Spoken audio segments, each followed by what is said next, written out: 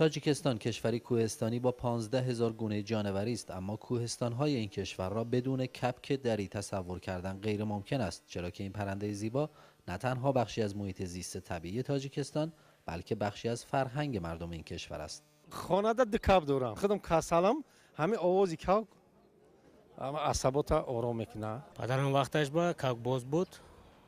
اکنون از من با کب باز شدم. چیکار میکنن تاجیکا کبکو به عنوان غذا استفاده؟ خیلی یک آدم این رو کشته میخورد، یک آدم برای خونش میموند. با گرم شدن هوا و نزدیک شدن به فصل بهار، عرضه کبک در بازارهای تاجیکستان نیز آغاز می شود. پرندگان زیبایی که بسته به جثه قوی، زیبایی و صدای خوش از 10 تا 3,000 دلار به فروش می رسند. کاوگی که حافظی میکند یا که بازی میکند، برای بازی اگر که بازی کنند برای وحشی انسان ها و قیمت‌تر می رود. این کبکی که در دست من هست 50 دلار. کب در تمام جای تاجیکستان هست، ولی در یک قسم جایهایی که نزدیک است و آدم بسیار است، در اینجا از آدم کمتر دورتر میگریزند. صنعت پرورش کبک در تاجیکستان وجود ندارد. بسیاری از تاجیکان این پرنده زیبا را به صورت محدود در خانه‌های خود پرورش می‌دهند.